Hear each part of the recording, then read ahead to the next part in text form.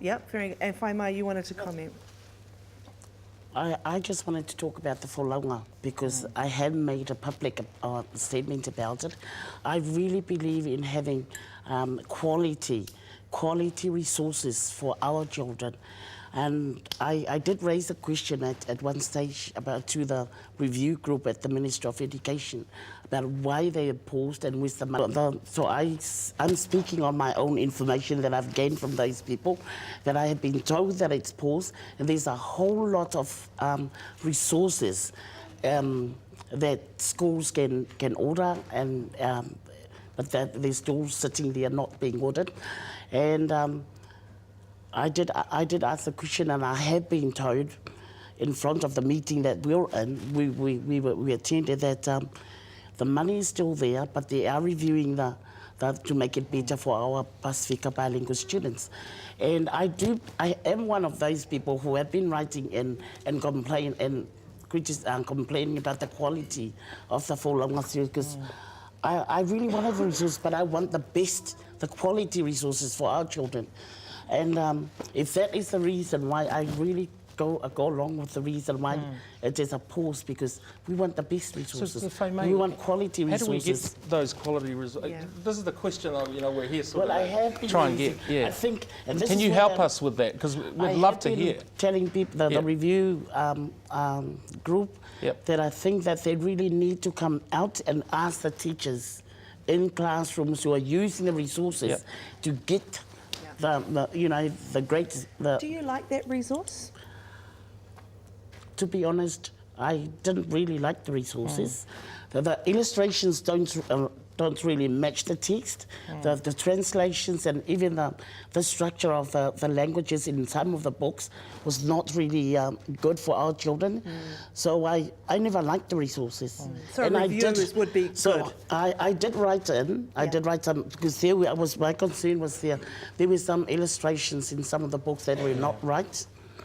And there was this story, for example, there was a story about a flower, and they gave it a totally different name. It's supposed to be a fuatausanga, but they said it's a puataunofo. So those were the feedback that I wrote back, and some of the illustrations don't really go with the text. And so you'd want some good resources, but not in English. But not in English. I really want quality resources in our Pasifika languages, but not in English. Yeah, okay.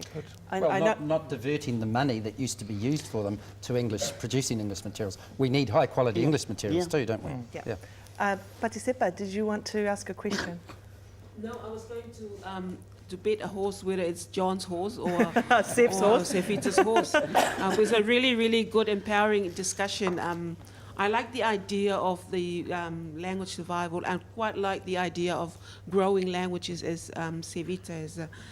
And the idea too of bilingual education. So we all see that is the world of complexity, that everyone is different and we have to prepare and plan accordingly. And I do not like the idea of the pausing and stop. It's not the pausing or stop, it's the principle behind that.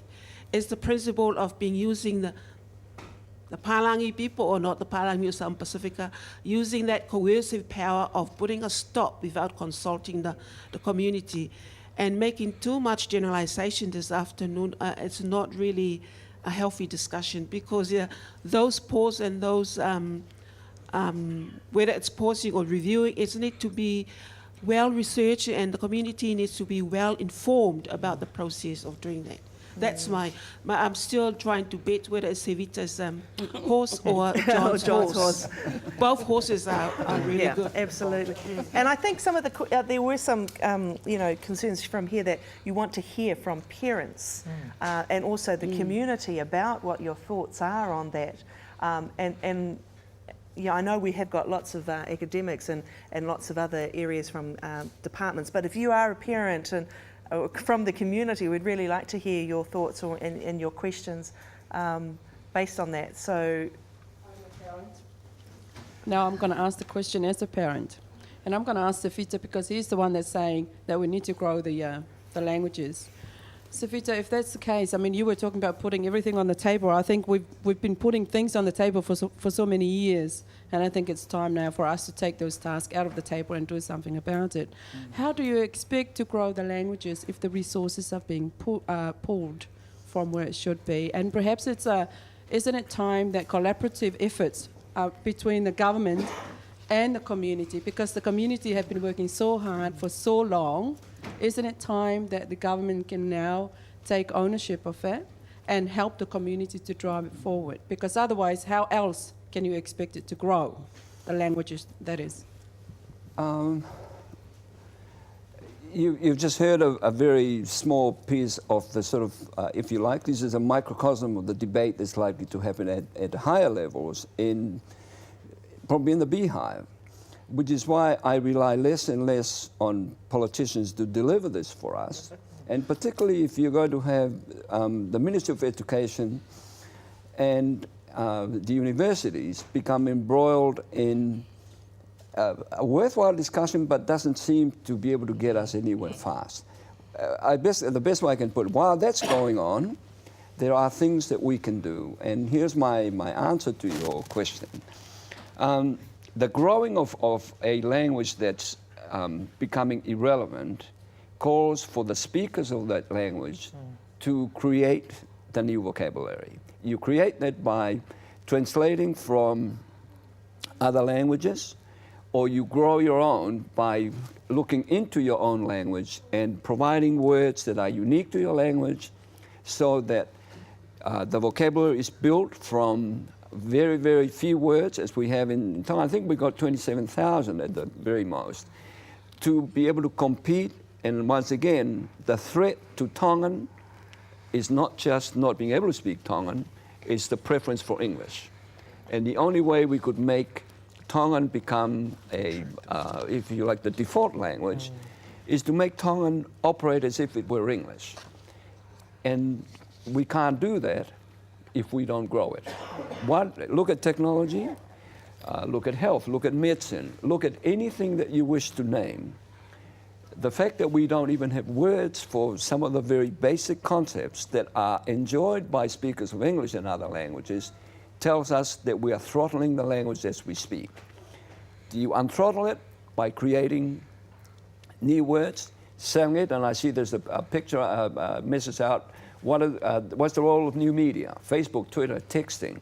Look at our own Pacific media. It was raised by Carmel.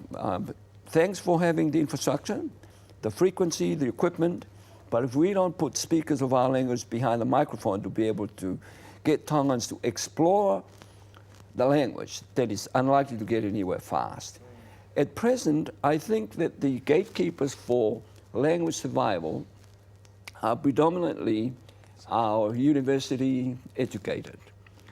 It's in the Department of Pacific Languages. It's in probably at various other universities around the Pacific. My fear is that unless they actually make the whole thing practical so that people can use it, there's little point in writing a beautiful dictionary if the words aren't being used. And media, churches, and regular use, promoting that for them to be used. If you look at the Tongan government portals, my bet is that there is more Tongan in all the government agencies' websites than there would be in Tonga. So what does that tell you about where our language, the home of our language? It tells you that they don't value it as much as we ought to. And that's a sad indictment on us, the keepers of our language, if we don't even do the very basic.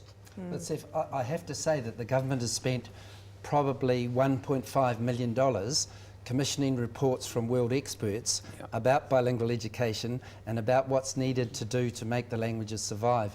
And some of their recommendations include the establishment of a language commission or facilities to expand the vocabulary. So everything you have talked about tonight, government has had reports telling them that if the languages are to survive, this is what needs to be done. And of course the worry of those researchers wonder what happened to all their work with the $1.5 million that government commissioned. And as we see in the Pacific Language Strategy, none of those recommendations from Professor Stephen May or from the international researchers are going to be implemented because government has said no to all of them, John, including the Pacific Language Commission. The one way of putting it, and your relationship with your so-called, the people who fund this, have you ever thought about declining to do this work because it's absolutely useless at the end of it?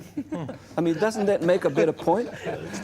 No, it doesn't. No, because you need it. No, it doesn't, because You I need the work. actually work with the families in the schools like Finnison Park and Richmond Road, and I see those children graduate at year 8, fluent speakers, readers and writers of English and Samoan and Tongan, above the grade age norms for native speakers. So I work with families and communities every day in the research. So I see what's actually happening and that it works. No one would be putting their money on a horse that wasn't going to be a winner. I can't believe it, but we're actually coming to the end of this discussion. I know it's gone really quickly. I know we've only got a short amount of time left, so